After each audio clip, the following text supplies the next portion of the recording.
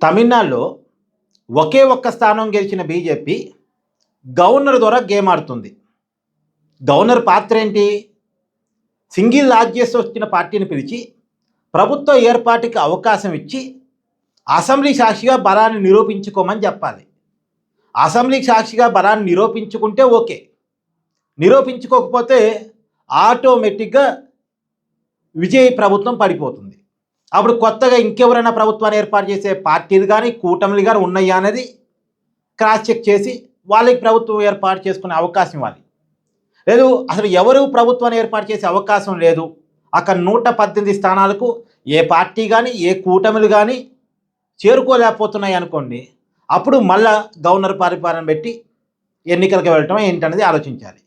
కానీ ఇక్కడ అసలు సింగిల్ లార్జెస్ట్ పార్టీగా ఉన్న విజయ్ నేను ప్రభుత్వాన్ని ఏర్పాటు చేసుకుంటాను, తర్వాత అసెంబ్లీలో బలపరీక్షకు కూడా నేను సిద్ధంగానే ఉన్నాను, నా బలాన్ని నేను నిరూపించుకుంటాను, నాకు 118 మంది ఎమ్మెల్యేల మద్దతుని నేను చూపించుకుంటాను, నాకు అవకాశం కల్పించండి, ముందుగా నన్ను ముఖ్యమంత్రిగా ప్రమాణ స్వీకారం చేపించండి అడుగుతున్నాడు. ఒక్క విజయ్ మాత్రమే అడుగుతున్నాడు. విజయ్ కాకుండా మేము కూడా గవర్నమెంట్ ఫామ్ చేస్తాం, మా దగ్గర సంఖ్యాబలం ఉందని ఇంకే పార్టీ కానీ ఏ కూటమి కానీ తమిళనాడులో అడగట్లే. ఒక విజయ్ మాత్రమే అడుగుతున్నాడు. లేదు లేదు, 2-3 అడుగుతున్నారు, ఎవరి దగ్గర సంఖ్యాబలం ఉందో నాకు తెలియట్లేదు, అందుకని ఆ పార్టీలు బలాబలాలు ఏందో పట్టుకొని రమ్మని అడిగితే అది వేరే విషయం. కానీ ఇక్కడ కేవలం విజయ్ మాత్రమే అడుగుతున్నాడు. డిఎంకే కానీ అన్నాడీఎంకే కానీ వీళ్ళెవరూ కూడా మేము గవర్నమెంట్ని ఫామ్ చేస్తాం, మాకు అవకాశం ఇవ్వండి అని అడగట్లే. ఒక విజయే అడుగుతున్నాడు, నేను ప్రభుత్వాన్ని ఏర్పాటు చేసుకుంటాను, మీరు అవకాశం కల్పించండి అని. మరి కల్పించాలి కదా, కల్పించే బాధ్యతలో ఉన్న గవర్నర్ డినే చేస్తున్నాడు. అసెంబ్లీలో జరగాల్సిన బలపరీక్షని నా ముందే పెట్టమంటున్నాడు. నాకు ముందు బలపరీక్ష చూపించుకొని నీ బలం ఎంతో చూపించు, తర్వాత ప్రమాణ స్వీకారం చేపిస్తా అంటున్నాడు. ఇది తప్పు. నిజానికి అన్ని చోట్ల గవర్నర్ ఇలాగే ప్రవర్తిస్తే సరే ఓకే, రాజ్యాంగబద్ధం అనుకోవచ్చు. కానీ గతంలో కర్ణాటకలో యడ్యూరప్పకి బలం రాలే, బీజేపీకి బలం రాలే, బట్ వాళ్ళు సింగిల్ లార్జెస్ట్ పార్టీకి ఏర్పడ్డారు. అప్పుడు అవకాశం ఇచ్చారు, గవర్నర్ ప్రమాణ స్వీకారం చేపించి కొంత సమయం ఇచ్చారు. సరే, ఆ సమయంలోపు యడ్యూరప్ప నిరూపించుకున్నాడా లేదా అది వేరే విషయం.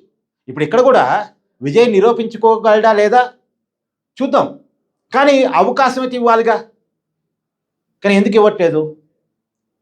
అక్కడేమో కర్ణాటకలో బీజేపీ గెలిచిన చోట అక్కడ వాళ్ళకి ఇచ్చారు, అప్పట్లో ఇచ్చారు.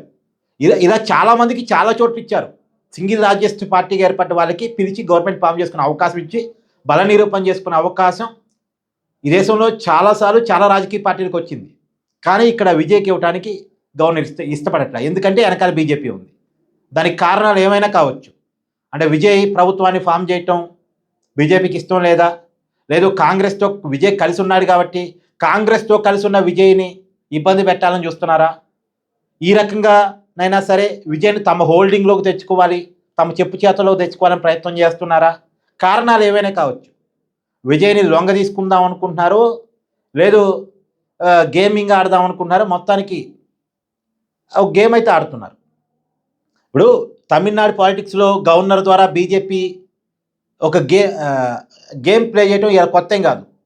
గతంలో కూడా జయలలిత చనిపోయిన తర్వాత శశికళ ఎమ్మెల్యేల మద్దతుతో ప్రభుత్వాన్ని ఫామ్ చేస్తానని వెళ్ళింది. అప్పుడు శశికళకి అవకాశం ఇవ్వలే, టైం ల్యాక్ చేశారు గవర్నర్, డెసిషన్ ప్రకటించకుండా ల్యాక్ చేశారు. ల్యాక్ చేస్తుంటే అన్నాడీఎంకే తునా మునకలైంది, పప్పు చెక్కలైంది. ఒక పన్నీరు సెలవు ఒక ముక్క, పళనిస్వామి ఒక ముక్క, దినకరన్ ఒక ముక్క, శశికళ కాడ ఒక ముక్క, ఇలా ముక్కలైంది. ఆ ముక్కలు కావటానికి గవర్నర్ అవకాశం ఇచ్చినట్టున్నాడు ఆ రోజు. అంతిమంగా ఈ ముక్కలు కావటం వల్ల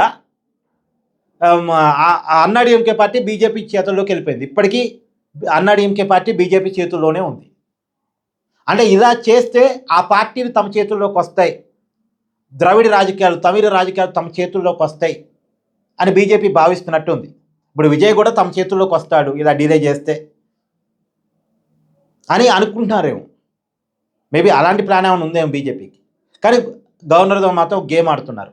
ఇప్పుడు ఇవాళ కాకపోయినా రేపైనా విజయ్తో ప్రమాణ స్వీకారం చేపించాల్సిందే. విజయ్కి మద్దతు ఇచ్చే పార్టీలు పెరుగుతాయి, దాంట్లో ఏమీ సందేహం లేదు. విజయ్ తన బలాన్ని నిరూపించుకోగలిగే పరిస్థితులే తమిళనాడులో మనకు కనపడుతున్నాయి. ముందే బల నిరూపణ చేసుకోమంటే అది సాధ్యమయ్యే పని కాదు, సాధ్యమయ్యే పని కనపట్లేదు.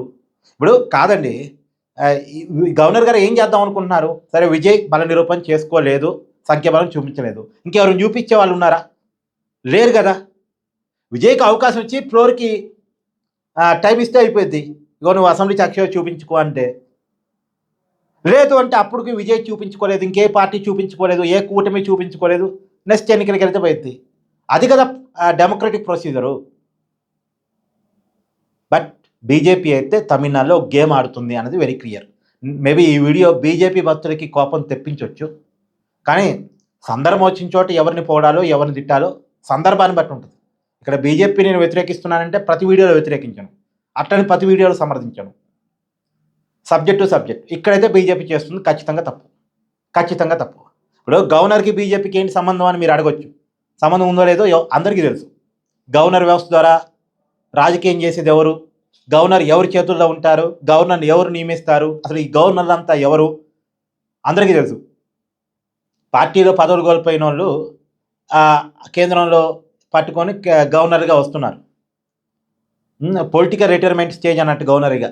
రాజకీయ పార్టీ నాయకులేగా గవర్నర్లు చాలామంది. ఎవరు అధికారులు ఉంటే వాళ్ళ పార్టీకి సంబంధించిన వాళ్ళని గవర్నర్గా నియమించుకుంటున్నారు కాదా. వాళ్ళు రాజకీయ పార్టీ నాయకుల్లాగానే పనిచేస్తున్నారు. ఇక్కడ అదే కనపడుతుంది. Thank you. మీ అభిప్రాయాన్ని కామెంట్ చేయండి.